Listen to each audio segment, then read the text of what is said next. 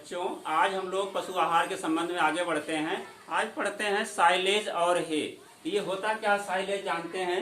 जब हम हरे चारे को काट करके किसी गड्ढे या सुरक्षित जगह पर इसको हम प्रिजर्व कर लेते हैं, तो ये जो चारा हमारा 2-3 महीने के बाद तैयार होता है उसी को हम लोग साइलेज के नाम जानते हैं। और ये जो होती हैं उसी हम लोग चारे को हरी अवस्था में काट करके जब अच्छे सुखा करके पशुओं को खिलाने के लिए इस्तेमाल करते हैं तो उसी को हे कहते हैं। तो हम लोग एक एक के बारे में थोड़ा सा अध्ययन कर लेते हैं। साइलेज क्या होता है, ज़्यादा इंपॉर्टेंट है, ये आता परीक्षाओं में भी आता साइलेज के बारे में। तो पहले हम लोग साइलेज के बारे में पढ़ते हैं। ये दोनों साइलेज और हे को हम लोग फॉडर कंजर्वेशन के नाम से जानते हैं, यानी खाद्य संरक्षण के नाम से जानते हैं। यानी इसको हम लोग तब इस्तेमाल करते हैं जब हमारे पास खिलाने की कुछ ऐसी अवस्थाएं होती, साल में जानते हैं हमेशा हरा चारा नहीं उपलब्ध होता है, और पशुओं की पौष्टिकता को ध्यान रखते हुए हम लोग ऐसी व्यवस्था करते हैं जिसको उसको पूरे वर्ष हरा चारा और उसकी पौष्टिकता बनी रहे और मिलती रहे उसको। तो उसके लिए हम लोग करते हैं ये साइलेज या हे के रूप में हम चारे को जब अधिक उपलब्धता होती है हमारे पास में तो उसको हम लोग प्रिजर्व कर लेते हैं, सुरक्षित रख लेते हैं। और इसको जब हमारे ऐसी स्थितियां होती जब हमारे पास हरे चारे की उपलब्धता कम होती हैं तब हम दोनों को इस्तेमाल करते हैं साइलेज। और देखिए जैसे सामान्य रूप से बरसात महीने में काफ़ी चारा उपलब्ध होता है, लेकिन उधर जब होता है अक्टूबर से लेकर के दिसंबर तक देखिए आपको हरे चारे की उपलब्धता कम हो जाती है, क्योंकि बरसी में जाकर के दिसंबर में लगभग तैयार होती है। इस बीच में हम लोग साइलेज को खूब अच्छे से इस्तेमाल कर सकते हैं। या गर्मी के महीने में देखिए उधर अप्रैल से लेकर के जून तक हमारे पास हरे चारे की उपलब्धता कम होती है, उस समय भी हम इन दोनों चारों का खूब इस्तेमाल करते हैं। तो इसलिए हम लोग खाद्य का संरक्षण करते हैं, फॉडर का, जिससे पशुओं को पौष्टिक आहार मिलती रहे। तो हम लोग एक एक कर पढ़ लेते हैं। पहले साइलेज क्या होता है, साइलेज जानिए ये साइलेज है क्या। पहले इसके लिए हम लोग जानते हैं साइलेज, जैसे बताया आपको अभी कि एक प्रकार का ये हरा चारा होता है, इसको हम लोग सुरक्षित रखते हैं और उसकी जो न्यूट्रिएंट वैल्यू होती है वो मेंटेन रहती है, बहुत कम लॉस होती है। तो साइलेज क्या होते हैं पहले इसके बारे में हम लोग परिभाषित कर लेते हैं। साइलेज क्या है? जब हम हरे चारे को काट कर रसीली अवस्था में किसी गड्ढे में या टावर में इसको हम संरक्षित करते हैं और इसकी पौष्टिकता का लॉस कम से कम होता है, इसको हम लोग साइलोइंग कहते हैं। एक टर्म आता है साइलोइंग, साइलोइंग या इन साइलोइंग, साइलोइंग और इन साइलोइंग, साइलोइंग या इन साइलोइंग के नाम से जानते हैं इसको। इसको हिंदी में भी इसी के नाम जानते हैं, साइलोइंग। ये साइलोइंग है, यानी जब हम उसको गड्ढे में भरते हैं तो उसी को हम लोग साइलोइंग कहते हैं। अब वो जो गड्ढे में जो मर कर हमारा जो बन करके हमारा जो है पाउडर तैयार हुआ, मटेरियल तैयार हुआ, प्रिजर्व मटेरियल, वो उसी को हम लोग क्या कहते हैं, साइलेज के नाम जानते हैं। तो ये हमारा साइलेज हो गया।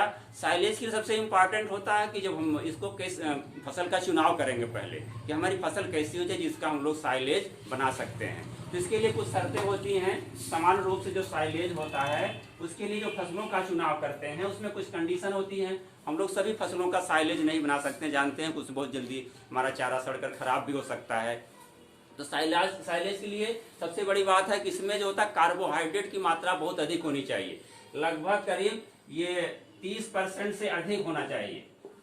30% से अधिक अगर कार्बोहाइड्रेट है तभी हम लोग उसके फसल की साइलेज बना सकते हैं। जानते हैं कि हमारे रूप से जो होती हैं ज्वार और मक्का की सबसे बढ़िया साइलेज बनती है। हम लोग सबसे बेस्ट होती है हमारी जो फसल होती है ज्वार और मक्का, सबसे बेस्ट माना जाता है दोनों की ये साइलेज बनाई जाती है। इसके अलावा हम लोग जई का ही बना लेते हैं, लूसर्न और रिजका वगैरह का ही बनाते हैं, लेकिन दोनों फसलों के कंपटीशन में भी आता है कि साइलेज के लिए सबसे उत्तम फसल कौन सी है। यही दोनों होंगी ज्वार और मक्का। मक्का से जो न्यूट्रिटिव वैल्यू और अच्छी होती है तो ज्वार और मक्का, क्योंकि इसमें जो होता है कार्बोहाइड्रेट की मात्रा बहुत अधिक होती है। और ये हमारी फसल बरसात देखिए हम लोग इसको मई से लेकर के अप्रैल से लेकर के हम लोग जून तक को बुआई करते हैं और हरे चारे के लिए प्रयोग करते हैं। तो जब उसमें अधिक मात्रा हमारे पास हरा चारा होता है तो इसको हम लोग प्रिजर्व कर लेते हैं, सुरक्षित रखने के लिए उसी को साइलेज बनाते हैं। तो फसल का चुनाव कर लिए हम लोग। इसकी शर्त पहले क्या हो गई कि इसमें जो कार्बोहाइड्रेट की मात्रा होती है,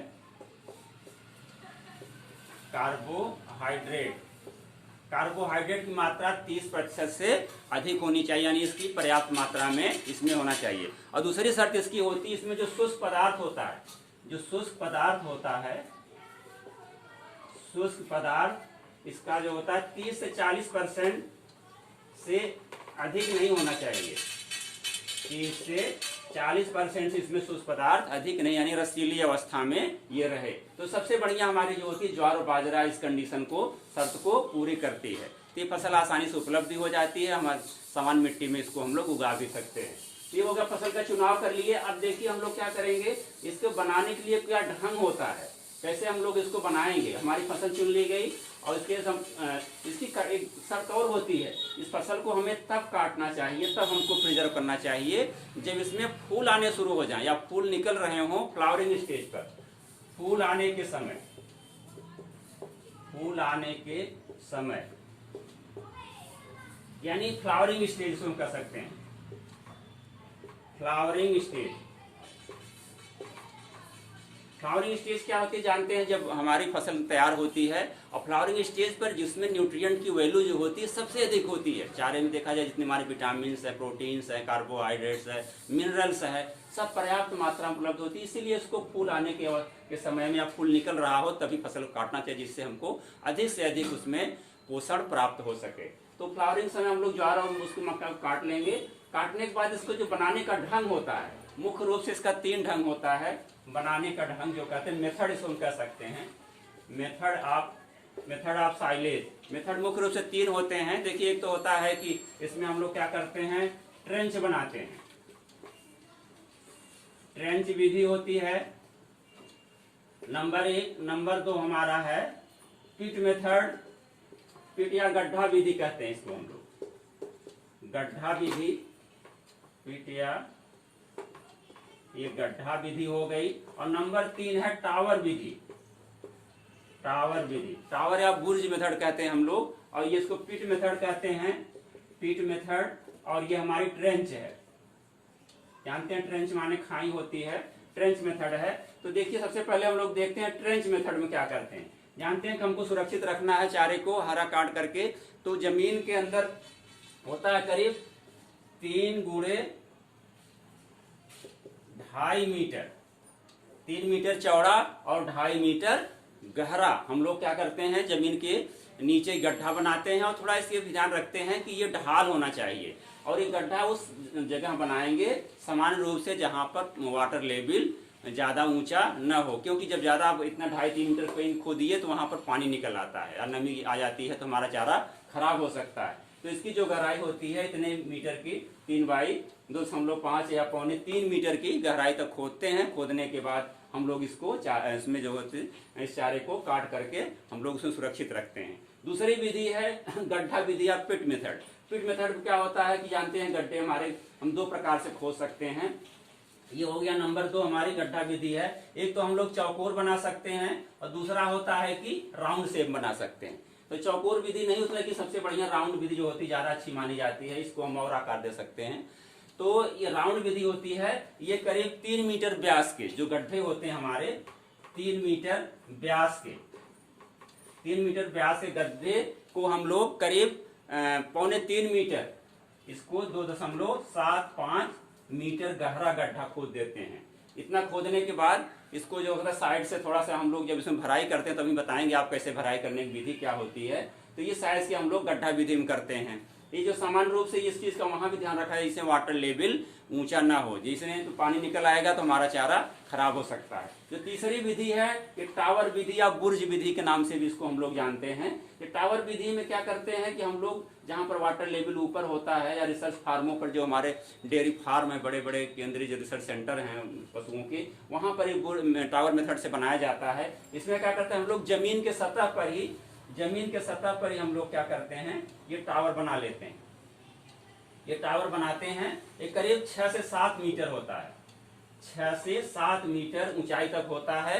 और इसको करीब हम लोग 5 से जो होता है 3 मीटर के हम लोग व्यास में इसको क्षेत्र को बनाते हैं, गोलाई में बना लेते हैं हम लोग, या चौकोर भी बना सकते हैं। तो ज्यादातर ये देखिए रिसर्च फार्मों पर ये टावर विधि हमारी अपनाई जाती है। इसमें हम लोग चारा भरते हैं, भरने के बाद ऊपर से इसको ढक देते हैं। तो इसमें एक गेट भी लगा रहता है, जिससे चारा निकालने के लिए वो गेट को हम लोग उसमें वहां से चारा निकालते रहते हैं। तो हमारी टावर विधि हो गई। अब देखिए इसकी भराई कैसे करते हैं, हम लोग ये विधि जान लिए, ट्रेंच मेथड, गड्ढा मेथड और टावर विधि। अब इसकी भराई कैसे करेंगे, भराई करने के लिए होता है कि इसे हम लोग जानते हैं, फसल कभी बताया आपको कि कटाई कब करते हैं, यानी फूल आने की अवस्था पर, फ्लावरिंग स्टेज पर करते हैं। कटाई कर लिए, और कटाई तब करते हैं जब इसमें इसे सुबह काटते हैं तो उसमें ओस न हो, हमारा चारा गीला ना हो। उसको काट करके छोटे छोटे कुट्टी, इसे कहते हैं चॉपिंग कहते हैं, कुट्टी काटने की मशीन होती है, आप यहाँ चारा काटने की मशीन होती है, इसको हम लोग काट लेते हैं। और काटने के बाद जो होता है, हमारा जो गड्ढा होता है, इसको नीचे थोड़ा सा हम लोग पुआल या हल्का सा कुछ ना डाल देते हैं, जिससे हमारी मिट्टी होती है वो खराब ना हो, मिट्टी में ये हमारा चारा खराब ना हो। इसको हम लोग जब चार कुट्टी काट करके इसको भरते जाते हैं, जानते हैं करीब ये 3 मीटर तक गहरा होता है, या टावर भरते हैं 6-7 मीटर तक ऊंचाई होती है उसकी। इसको भरने के लिए हम लोग भरते जाते हैं और इसको प्रेस करते हैं, दबाते हैं। इस पे आदमी 2-3 आदमी चढ़ करके उसको चलते रहते हैं, थोड़ा थोड़ा चारा डालते रहते हैं और इतना प्रेस करते हैं जिसकी उसके अंदर हवा न रह जाए। जानते हैं हवा रहेगी तो उसमें तमाम बैक्टीरिया, फफूंदी और एंजाइम्स इसे डेवलप होंगे जो हमारे चारे को खराब कर देंगे। इसको बहुत प्रेस करते हैं, या कभी कभी बहुत चौड़ा जब गड्ढा होता है तो उसमें बैल भी चलाते हैं लोग, इसे घुमाते हैं, घुमाएं जिससे क्या हो, हमारा चारा खूब अच्छे से बैठ जाए। सोचिए अगर ये एक दिन हम लोग इसको नहीं भर पाते हैं तो क्या करें, इसको जिस दिन नहीं भर पाए तो उसको हम लोग गड्ढे को ढक दें, जिससे हमारे उसका कलर खराब ना हो और उसकी नमी भी ना खराब हो। इसके बाद जो होता है, हम दूसरे दिन चारा को फिर काटेंगे, उसी स्थिति में काट करके गड्ढे को कोशिश करें कि 1 मीटर या 1.5 मीटर एक दिन भर दें, तो 2 दिन में हम इस गड्ढे को पूर्ण रूप से भर दें। लेकिन इस चीज़ का ध्यान रखें, खूब दबा दबा कर भरेंगे जिससे उसमें हवा न रह जाए। उसको अवायवीय या एनारोबिक कंडीशन हमको बनाना है, जिससे हमारा चारा अच्छा बनेगा। तो भरने के बाद क्या करते हैं, जब बराबर भर जाता है तो करीब इसको करीब 1.5 फीट की या 2 फीट की ऊंचाई पर हम लोग ऊंचाई तक भरते हैं। भरने के बाद ऊपर पॉलीथीन इसका कवर कर देते हैं, जैसे ये अभी बताए थे हमारा ये टावर, इसे टावर मेथड था, ये टावर मेथड था। इसको ऊंचाई पर हम लोग क्या करते हैं, भर देते हैं। ये यहाँ तक है, इतना ऊंचा भर देंगे करीब 50 सेंटीमीटर तक। भरने के बाद पॉलीथीन बिछा देंगे और बना उसके ऊपर हम लोग क्या करते हैं, मिट्टी और गोबर का लेप कर देते हैं, जिससे उसमें हवा और पानी अंदर न जाने पावे। ये टावर करते हैं तो ऊपर हल्का सा छप्पर भी रख देते हैं, जिससे इसको बचाना है कि पानी उसमें न जाने पाए। या हम लोग जमीन पर गड्ढा विधि से बना रहे हैं तो उसको इसे ऊंचाई पर बनाना चाहिए, जिससे उसमें पानी न एंट्री करने पाए। अगर गया तो हमारा सब जो है चारा खराब हो जाएगा। डालने के बाद देखिए अब ये हमारी गड्ढे की भराई हो गई। अब इसमें क्या परिवर्तन होता है, इसमें गड्ढे की हम लोग भराई हो गई, रासायनिक परिवर्तन इसके होता है। इसके जो परिवर्तन क्या होंगे, देखिए हम लोग चारे को भर दिए, उसमें हवा निकल गई है। अब अंदर क्या होता है, हमारे चारे में हरी अवस्था में है। जानते हैं कि जितनी भी जीव होते हैं, क्योंकि हरी अवस्था में है तो जीव है, सभी लोग शोषण करते हैं, चाहे जीव जंतु हो चाहे पेड़ पौधे। तो जो हमारी हरी कुट्टी कटी हुई है उसमें जो हरी कोशिकाएं हैं, उसमें क्या होगा, शोषण जब तक जीवित रहेंगी तब तक क्या करती, शोषण क्रियाएं करती रहती हैं। जानते हैं कि हमारी क्या होती है, जो चारे में होता है, सभी जो सेल्स होते हैं पौधों के, उसमें क्या होता है, माइटोकॉन्ड्रिया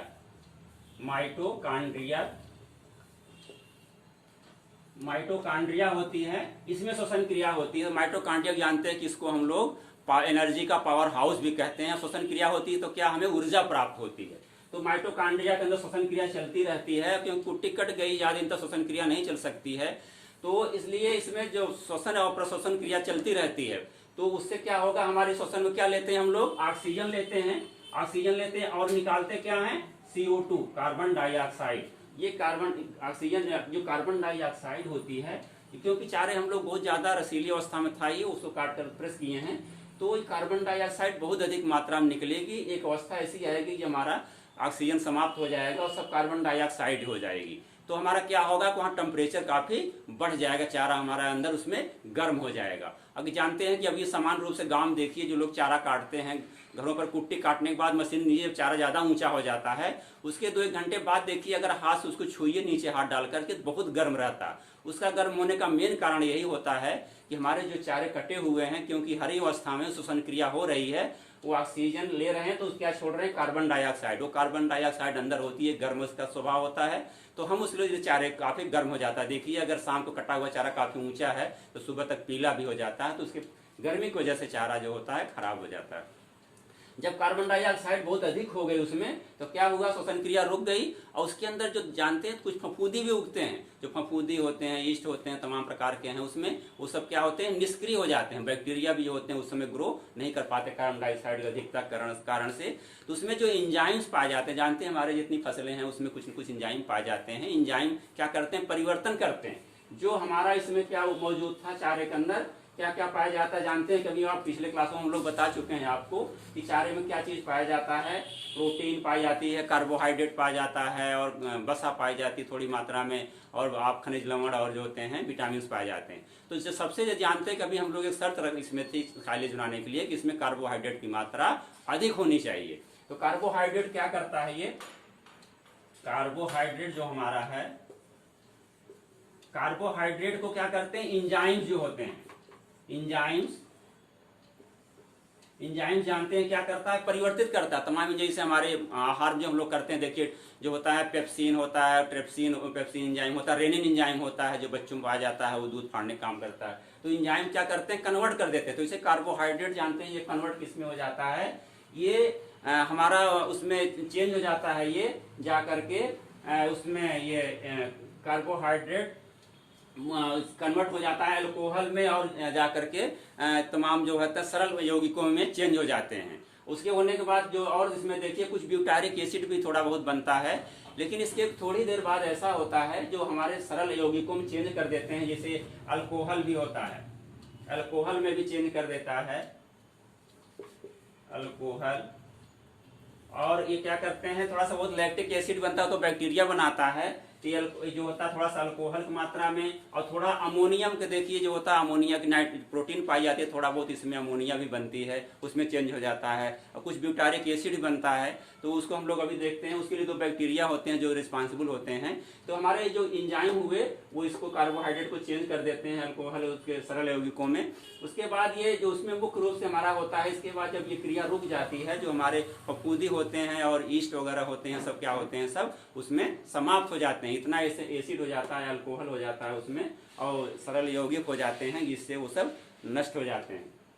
अब देखिए ये हमारा जो होता है आगे जा करके ये जो कार्बोहाइड्रेट है उसमें दो प्रकार के धीरे धीरे जिसका काम समाप्त होने के बाद एंजाइम के दो बैक्टीरिया होते हैं, जिसको हम लोग जीवाणु कहते हैं, जीवाणु या बैक्टीरिया। ये बैक्टीरिया हमारे हैं। ये बैक्टीरिया क्या करते हैं कि जो हमारा कार्बोहाइड्रेट था उसको क्या करते हैं? कार्बोहाइड्रेट को चेंज कर देते हैं लैक्टिक एसिड में। ये दो बैक्टीरिया का नाम हम लोग जान लेते हैं, इंपॉर्टेंट परीक्षाओं में पूछा जाता है कि जो साइलेज बनाते हैं उसमें कौन से बैक्टीरिया कार्य करते हैं। इसमें देखिए दो बैक्टीरिया जो मुख्य रूप से होते हैं हमारे हैं, लैक्टोबैसिलस बल्गैरिकस, लैक्टोबैसिलस बल्गैरिकस, और दूसरा होता है स्ट्रेप्टोकोकस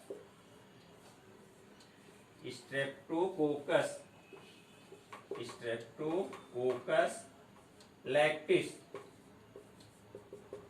ये हमारे दो बैक्टीरिया हैं, लैक्टोबैसिलस बल्गैरिकस और स्ट्रेप्टोकोकस लैक्टिस। ये बैक्टीरिया जो होते हैं हमारे क्या करते हैं? जो कार्बोहाइड्रेट होता है उसको किसमें कन्वर्ट कर देते हैं? जो ये कर देते हैं उसको कार्बोहाइड्रेट किसमें? लैक्टिक एसिड में। लैक्टिक अम्ल और एसिटिक अम्ल, लैक्टिक अम्ल, एसिटिक अम्ल, और कुछ मात्रा में क्या बनता है? ब्यूटारिक अम्ल भी बनता है। ये देखिए कुछ ब्यूटायरिक, थोड़ी बहुत मात्रा में ब्यूटायरिक अम्ल बनता है, जो कि चारे के लिए अच्छा नहीं माना जाता है, लेकिन थोड़ी बहुत मात्रा में ये बन जाता है। तो हमारे दोनों बैक्टीरिया इसको लैक्टिक एसिड, एसिटिक एसिड और ब्यूटारिक एसिड में इसको चेंज कर देते हैं, और अल्कोहल भी बनाते हैं, कुछ मात्रा में अल्कोहल बनाते हैं। तो हमारा जो लैक्टिक एसिड और ये एसिटिक एसिड है, ये अल्कोहल के साथ मिलकर के एक विशेष प्रकार की गंध उसमें बनाता है, जो कि साइलेज की स्वादिष्टता को बढ़ा देता है। और लैक्टिक एसिड जो होता है एक सीमा तक तो सही है, 2.2% तक, अगर इससे अधिक होता है तो हमारे चारे क्वालिटी को घटा देता है, जो होता पशु चाव से चारे को नहीं खाता है। तो हमारे बैक्टीरिया हो गए। ये जानते हैं अगर इसमें थोड़ी बहुत कमी हो गई, अगर कहीं इसमें एयर आ गई, जैसे हम लोग बताया तभी इसको बढ़िया सील्ड कर देंगे ऊपर से लिपाई करके। तो एक बैक्टीरिया और होता है, जीवाणु होता है क्लास्ट्रीडियम। ये क्या होता है? ये एनारोबिक बैक्टीरिया होता है। ये करता है, ये कुछ चीज़ों जो होती हैं, ये ब्यूटारिक एसिड की मात्रा और अमोनिया की मात्रा बहुत अधिक बढ़ा देता है, जिससे हमारा चारा खराब हो जाता है। जब हम इसको प्रॉपर ढंग से उसकी भराई करेंगे तो उससे ये क्या होगा? हमारे यही दोनों जो बैक्टीरिया आते हैं, लैक्टोकोकस बल्गरिकस और स्ट्रेप्टोकोकस लैक्टिस दोनों बैक्टीरिया ही ग्रो करेंगे और हमारे चारे की क्वालिटी को मेंटेन करेंगे। तो ये हमारा जो होता है उसमें रासायनिक जो क्रिया हुई जिसके अंदर वो तैयार हो गया। और हमारा साइलेज तैयार हो गया, ये करीब 45 से कितने दिन में तैयार हो जाता है, 45 से 50 दिन में हम ये हमारा चारा तैयार हो जाता है और इसको हम लोग पशु को खिला सकते हैं। खिलाने के लिए ये होता है कि इसको हम एक किनारे से निकालेंगे, चारा निकालने के बाद इसको पुनः ढक देंगे जिसमें उसमें ज़्यादा हवा न जाने पाए, और पशु जो होता है बहुत चाव से खाता है। तो इसकी क्वालिटी को हम लोग निर्धारित करते हैं कि अच्छा साइलेज कौन है। इसको हम लोग मुख्य रूप से 2-3 भागों में डिवाइड कर लेते हैं। इससे वेरी गुड जैसे होता है कि कैटेगरी बना लेते हैं कि हमारा चारा कौन सा है। जो इसके चारे कलर होता है वो कलर सबसे अच्छा होता है हल्का हरा और बादामी लिए हुए हल्का सा जो ये होता है वही हमारा सबसे बेस्ट साइलेज माना जाता है। तो इसलिए लोग इसकी क्लासिफिकेशन करते हैं कि हमारे साइलेज की क्वालिटी क्या है। तो नंबर 1 पर होता है वेरी गुड, सबसे अच्छा, very good silage, very good silage. ये क्या होता है इसमें देखिए, इसमें जो होता है इसका समान रूप से पीएच मान देखा जाए। पीएच मान आप जानते हैं कि उसकी अम्लीयता और क्षारीयता को दर्शाता है। तो पीएच कितना होना चाहिए, इसका जो पीएच मान मेन होता है 3.5 से 4.2 होना चाहिए। ये सबसे बेस्ट माना जाता है। इसमें ब्यूटायरिक एसिड की जो मात्रा होती है, ब्यूटारिक अम्ल जो होता है वो 0.2% या उससे कम होना चाहिए, क्योंकि जानते हैं ज्यादा होगा तो क्वालिटी हमारी उससे गिर जाती है। इसके अलावा थोड़ी बहुत जो प्रोटीन होती है उसमें अमोनिया भी बनता है, अमोनिकल नाइट्रेज, जो अमोनिकल नाइट्रोजन जो बनती है वो भी होती है, वो 10% से कम होनी चाहिए। जानते हैं 10% से कम है तो हमारा साइलेज बना रहेगा, कोई उसमें प्रभाव नहीं पड़ेगा। दूसरा है वेरी गुड हो गया। दूसरा है गुड साइलेज। गुड साइलेज क्या विशेषता है, जो हमारा पीएच मान है इसका बढ़ जाएगा। पीएच मान हो जाता है 4.2 से 4.5, और जो ब्यूटारिक एसिड की मात्रा होती है ये थोड़ी सी 0.2 से जो होती है अधिक हो जाती है। और ये अमोनिकल होता है ये 10% से उसमें कम होता है वेरी गुड में, और इसमें ये 10 से लेकर के ये 15% तक हो जाता है जो गुड में, यानी अच्छा साइलेज। वो सबसे अच्छा साइलेज हो गया, ये अच्छा साइलेज हो गया। इसके बाद जो तीसरा होता है हमारा फेयर, यानी उससे थोड़ा सा कम अच्छा, इससे नहीं कहते सो फेयर साइलेज। जानते हैं कि आप लोग भी जो परीक्षाएं होती हैं तो उसमें टीचर देते हैं वेरी गुड, गुड, फेयर, यानी कैटेगरी है ये, सबसे अच्छा, अच्छा, उसके बाद फेयर तीसरे नंबर पर आता है फेयर साइलेज। फेयर साइलेज क्या होता है, इसका जो होता है पीएच मान जो होता है कि 4.5 से लेकर के 4.8 हो जाता है। ब्यूटारिक एसिड मात्रा इससे थोड़ी सी और बढ़ जाती है, 0.2% तक हो जाती है। और अमोनिकल नाइट्रोजन जो होता है ये 15 से 20% हो जाता है, 15 से 20% तक अमोनिकल नाइट्रोजन बढ़ जाता है। और जिसके बाद चौथा जो कैटेगरी हमारा है बैड साइलेज, यानी बैड माने खराब silage. Bad silage, bad silage क्या हो गया, पीएच मान 4.8 से अधिक हो जाएगा, 4.8 से अधिक, ये अधिक हो गया। और ब्यूटारिक एसिड 2% से अधिक हो जाएगा, और ये अमोनिकल नाइट्रेज होता है ये 20% से अधिक हो जाता है, ये 20% से अधिक हो गया। तो ये हमारे क्वालिटी हो गई। जानते हैं इसका लाभ क्या है, यानी इसको हम लोग यानी कम समय में जो है चारे को तैयार कर लेते हैं, और अपने लीन स्टेज में, यानी जब कभी हमारे पास चारे की आवश्यकता कम होती है, उपलब्धता कम होती है, उसको इस्तेमाल कर लेते हैं। और ये विशेषता होती है हमारा खेत जल्दी खाली हो जाता है। जैसे हम लोग हरे अवस्था में ही काट लेते हैं, काटने के बाद देखिए हमारा खेत जल्दी खाली हो जाता है, उसमें दूसरी फसल ही बो सकते हैं। और इसकी जो पौष्टिकता होती है करीब 80-85% इसकी पौष्टिकता बनी रहती है। इसकी 80 से 85% इसकी पौष्टिक जितना हमारे हरे चारे में होती है लगभग उस 80 से 85% तक पौष्टिकता, यानी इससे प्रोटीन और कार्बोहाइड्रेट, विटामिन, मिनरल्स उसमें बनी रहती हैं। इसमें अगर देखा जाए तो इसमें क्यों इतना सफल नहीं, हानि क्या है इसके साथ, इसमें है कि बहुत टेक्निकल आवश्यकता होती है, टेक्निकल आदमी की उसमें देख रेख करे कि उसमें गड्ढे खुदाने के लिए आपको एक्स्ट्रा चार्ज पैसा भी खर्च करना पड़ेगा, तो ध्यान रखना पड़ेगा टेक्निकलिटी की, उसकी बारीकी को ध्यान रख करके रखना पड़ेगा। तो ये हमारी विधि होती है। यूरोप में तो बहुत ज़्यादा, यूरोपियन कंट्री में ये वहाँ अपनाई जाती है। वहाँ पर सबसे पहले शुरू भी साइलेज की जो शुरुआत देखा जाए सबसे पहले यूरोपियन कंट्री में ही हुई थी। भारत में भी करते हैं, किसान तो बहुत कम करता है लेकिन करना चाहिए। लेकिन रिसर्च सेंटरों पर काफ़ी मात्रा में जो होते हैं इसको हम लोग तैयार करते हैं। ये हमारा साइलेज हो गया। अब हम लोग पढ़ते हैं हे, दूसरा हमारा है, अभी हम लोग शुरू में देखे थे हे क्या होता है। हे क्या है, यानी हे अगर हम देखें जिसको ऊपर बताए भी थे आपको, जब हम घास को सुखा लेते हैं प्रयोग करते हैं तो हे कहलाता है। लेकिन ये एक शर्त इसके साथ जुड़ी होती है, यानी जब हम फसल को हरी अवस्था में काट कर और उसके जो न्यूट्रिएंट वैल्यू होती है, उसकी पोषकता को ह्रास किए बिना ही उसको सुखा करके जब हम लोग सुरक्षित रखते हैं तो उसी को हे के नाम से जानते हैं। तो हे जानते हैं हम लोग बनाने के लिए, जैसे हम लोग अभी साइलेज में कौन सी फसल होनी चाहिए, हे के लिए भी एक शर्त है कि इसके लिए जो फसल होनी चाहिए उसमें प्रोटीन की मात्रा अधिक होनी चाहिए, यानी दलहनी फसलें।